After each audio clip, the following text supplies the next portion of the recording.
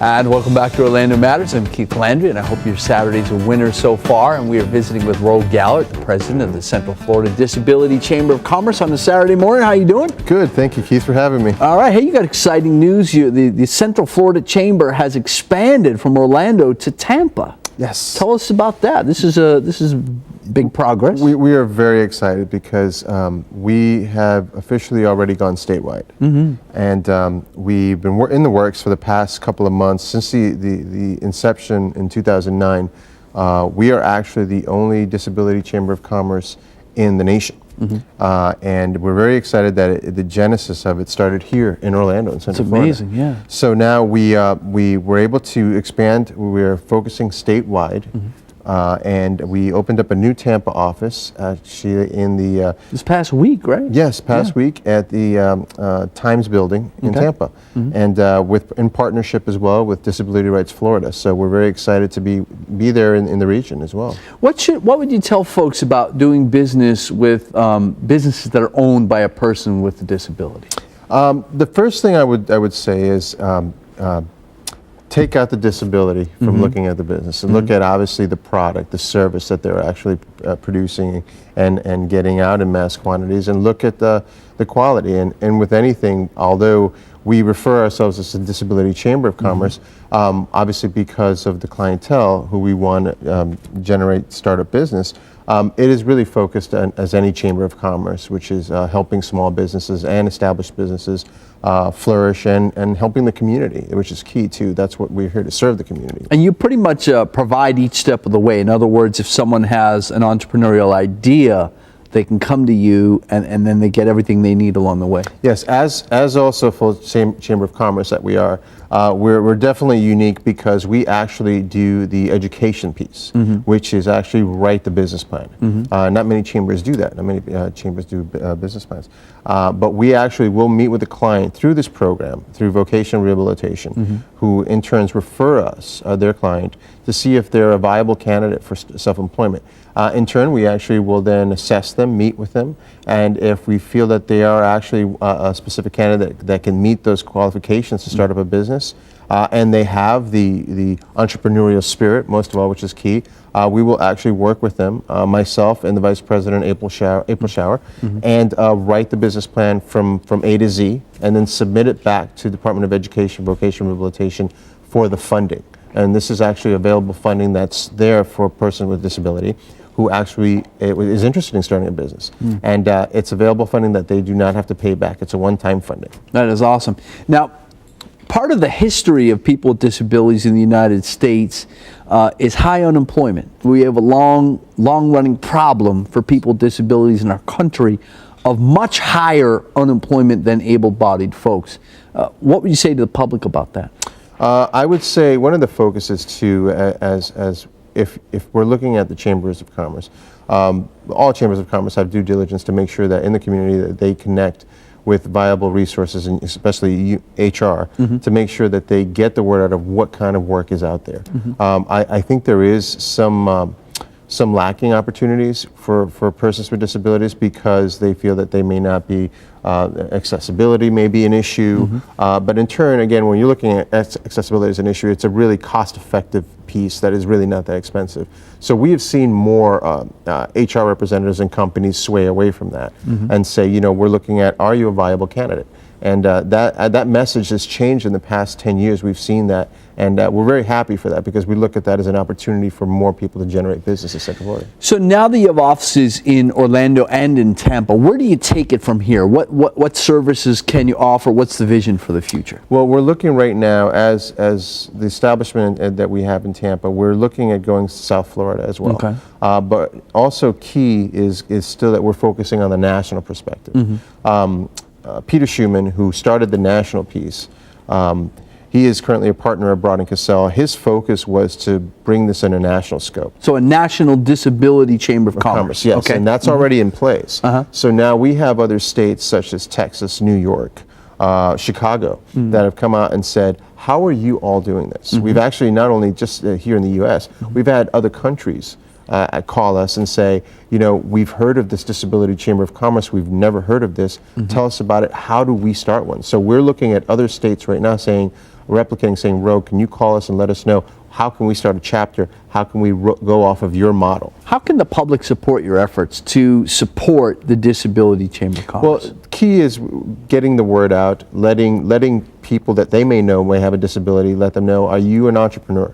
And if you're interested in that, come to the Central Florida Disability Chamber of Commerce and connect with us, talk to us, and see what's available for them. Because if they have that entrepreneurial spirit and the funding is there right now for the clients, this may be a great piece for them. If they are having an unsuccessful time with a regular standardized employment, this may be a key piece for them to connect and start their business and have that start. And the key thing too is this program with vocational rehabilitation, the purpose is because many clients are on SSI, SSDI, Social Security benefits, is to wean them off of that. And that in turn will turn around and save millions and millions of dollars. And create jobs. Okay, Rogue Gallart with the Thank you, Central sir. Florida Disability Chamber of Commerce. Thank you so much. Appreciate it. Thank you for having me. You bet. We'll take a quick break. Be right back.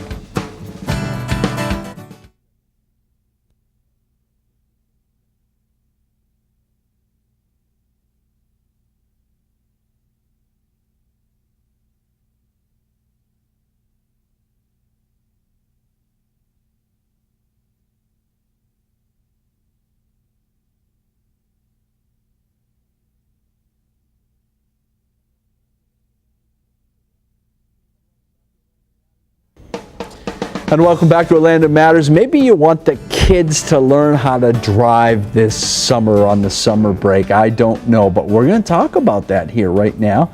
Glenn Victor is with the Florida Safety Council, the spokesman for them. You've been doing a great job for many years as their spokesman. Always a pleasure to work with. Yes, sir. So you want to get a little publicity on a Florida Safety Council program that's going on this summer. This is a chance for young folks to learn how to drive for free. That's correct. And, you know, you mentioned the kids learning to drive, and it's so important to have a professionally trained instructor to do that. Absolutely. Even with my own son working at the Safety Council, you think maybe I'd train him myself. Right. I had it done with one of our instructors because, first of all, the teenagers kind of stressed because they're with mom or dad, and mom or dad are stressed because, you know, they're in their car with their teenager, and so it creates that stressful situation.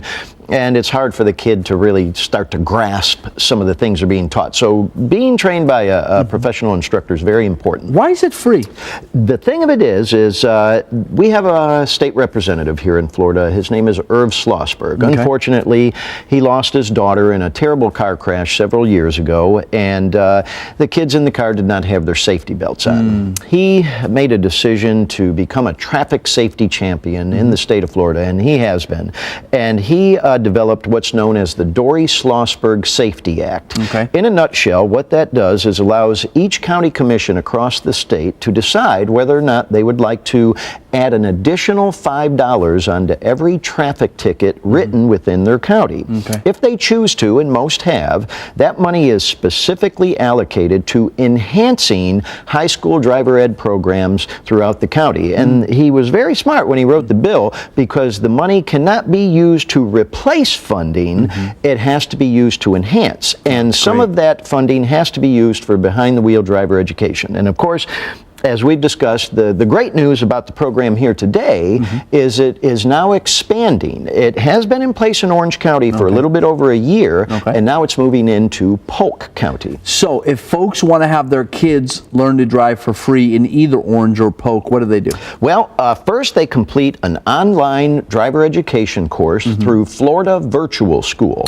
Florida Virtual School is exactly what the name implies, online training course. And they run the whole gamut, everything from, you know, your typical high school courses through driver's ed. The kids get high school credit for the driver education program, and as soon as they complete that program, they show us a certificate at the Safety Council, which entitles them to 6 full hours of behind-the-wheel training, 3 2-hour lessons. And of course, we start off in the parking lot, basic things, backing in and out of cones, things along that line, and then of course we progress from there to the side street streets in the neighborhoods, and then out to some of the main roads, 1792, 436, Colonial Drive, what have you. And then, of course, eventually they make it out to the 408, and we even take them out on I-4. And that's where the parents say, well, I'm glad you guys are doing it. And, that's important because the kids need to have experience in all those situations. Sure, and if they want to learn this summer, is there a deadline that the parents have to sign the kids up for? Not at all. This program is now in place indefinitely, and they can log on to the www.floridasafety.org website, or they can contact the Safety Council at 407-897-4439 to get more information on the program. Great, and how long does it take to go through it? Well, they schedule the lessons pretty quickly, so they can get those lessons done within a couple of weeks. Why is it important that we teach our kids how to learn properly? We know that statistics are against our young folks. Oh, yeah, that's such a great question, Keith, because car crashes are the #1 killer of our young people, 15 to 24.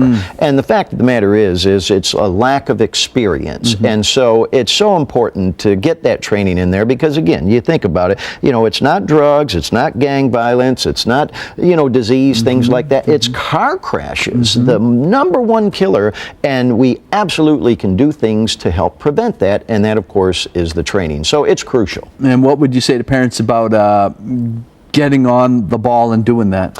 Well, again, the thing of it is that, like I said, we teach our kids don't do drugs and don't get involved in gangs. Of course we should do that. Right. Yet sometimes when they get their permit or their license, we toss them the keys and say, hey, good luck there, and that's unacceptable. Right. I don't want to make it sound too dramatic, but the fact of the matter is it's a bloodbath on our streets and highways across the country, and it's bad in Florida. California's #1, Texas is #2, and the state of Florida is #3 for car crash fatalities. Glenn, thanks so much. We're out, folks. Thanks.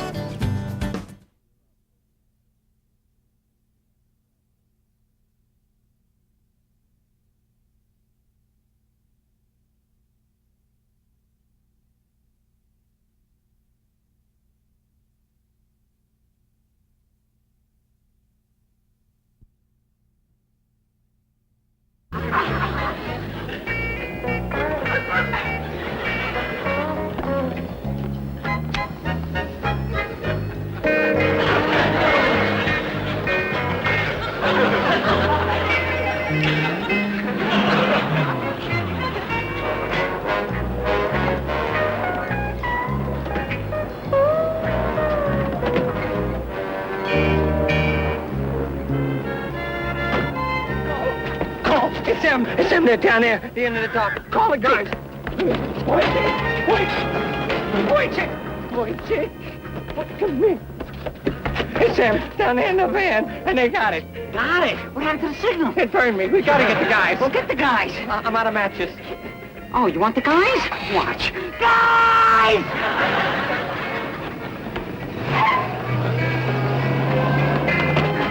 It's him. Oh, there they go. What happened? Well, they must have been down there already on a boat when I got down there, and in the matches they burned me. I couldn't get them started. I didn't know what's going on. Too much of a head start. There ain't no sense in chasing them. At least we ain't got no cops to What worry do you about. mean, no cops? What do you mean? What do I mean, no cops? He told me to call him.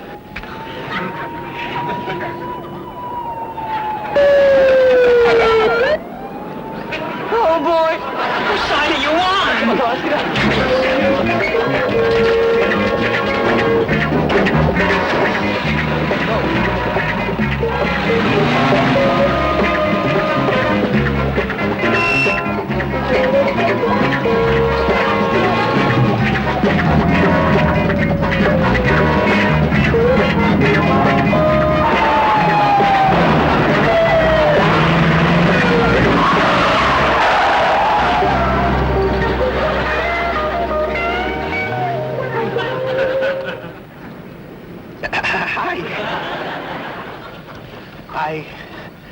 I can't explain. And you will.